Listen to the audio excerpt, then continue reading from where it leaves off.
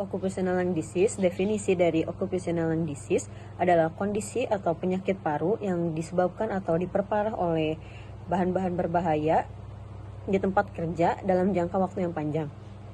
Beberapa contoh occupational lung disease seperti occupational asthma, silikosis, pneumokoniosis, hypersensitive pneumonitis, kokidiodomikosis, histoplasmosis, asbestosis, black lung disease, dan chronic obstructive pulmonary disease atau dalam kurung COPD.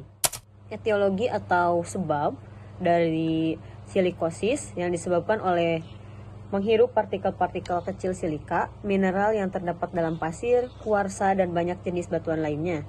Pneumonitis hipersensitif disebabkan oleh menghirup zat tertentu, alergen yang memicu alergi pada tubuh.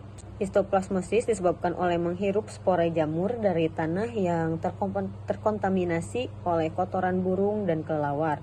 Asbestosis dan mesotelomia disebabkan oleh serat-serat asbes yang sangat halus. Asbes merupakan suatu jenis mineral yang digunakan sebagai bahan isolasi dan sebagai bahan penahan api.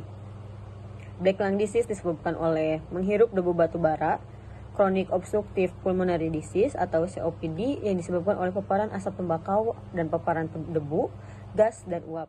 Seorang wanita umur 47 tahun dengan diagnosa cor pulmonale dan silikosis. Pasien memiliki riwayat pekerjaan di pabrik karet 15 tahun yang lalu selama 2 tahun.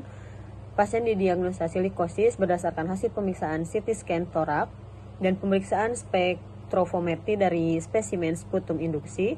Perubahan fibrotik pada silikosis dikaitkan kejadian HP cor pulmonale merupakan perkembangan sekunder dari HP yang ditandai oleh peningkatan resistensi pembuluh darah paru dan tekanan arteri pulmonalis yang menyebabkan peningkatan afterload ventrikel kanan. Epidemiologi silikosis sangat dipengaruhi oleh paparan komunikatif silika, yaitu durasi dan intensitas paparan. Prevalensi silikosis bervariasi luas, mulai dari 0,4 sampai 28% pada paparan 2 mg per meter per kubik per tahun dan 2 sampai 92% pada paparan 4 mg per meter per kubik per tahun. Pada tahun 2007, OSHA memperkirakan lebih dari 2 juta pekerja industri umum, maritim, dan konstruksi terpapar silika. Di Inggris, laporan Sword pada tahun 1996 sampai 2017 mencatat 216 kasus silikosis dengan rata-rata usia 61 tahun dan mayoritas laki-laki di Indonesia. Data RSUD Dr.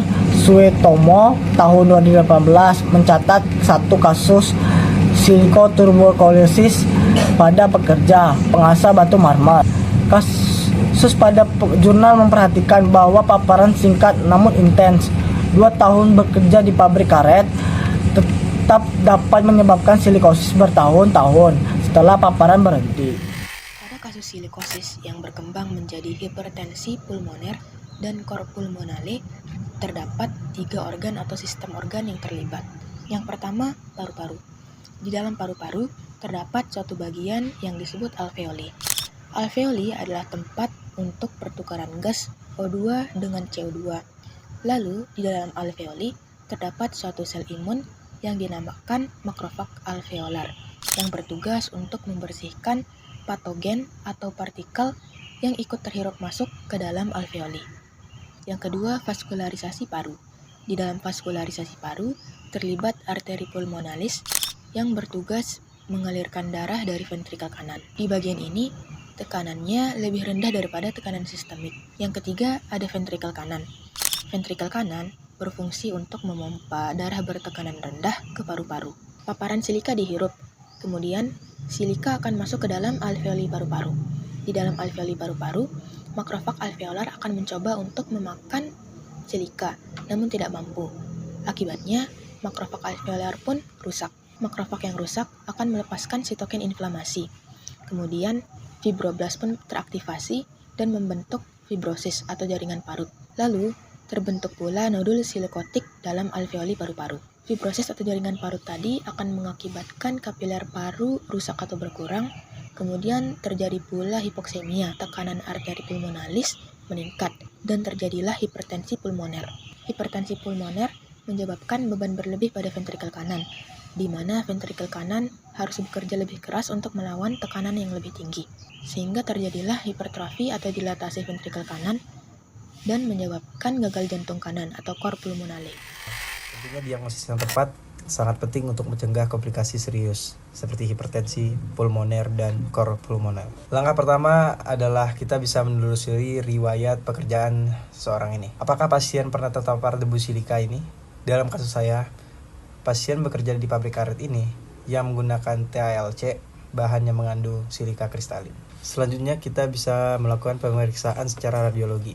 Seperti di gambar, ada foto toraks menunjukkan opasitas nodular dan bilateral. Sedangkan HRC toraks memperlihatkan konsolidasi, ground glass opacity, dan fibrosis, semuanya khas adalah penyakit silikosis. Selanjutnya kita akan melakukan tes Primoteri. Dalam tes Primoteri ini menunjukkan adanya pola restriktif sedang dan obstruksi ringan. Ini mendukung adanya diagnosis silikosis. Selanjutnya kita akan pengambilan indus puntum. Karena risiko tinggi untuk melakukan bronkoskopi, dilakukan spuntum induksi. Hasil tersebut menunjukkan bahwa ada 108,9 ppm SiO2 pada spuntum. Ini adalah bukti kuat adanya paparan silika. Selanjutnya kita akan melakukan pemeriksaan histopatologi. Dalam pemeriksaan ini menunjukkan adanya granuloma dan fibrosis. Namun pentingnya kita untuk menyingkiri dulu kemungkinan adanya tuberkulosis, sehingga kita akan melakukan tes BTA, gene expert, dan kultur spuntum. Terakhir ada evaluasi jantung. EKG dan ekokardiografi menunjukkan adanya hipertrofi ventrikel kanan dan penurunan fungsinya. Ini adalah tanda adanya cor pulmonale dan akibat dari silikosis. Dari semua langkah tadi, dengan pendekatan diagnosis yang menyeluruh, dari riwayat kerja hingga pencitraan dan fungsi paru, silikosis dapat dikenali secara lebih dini dan dapat ditangani secara optimal.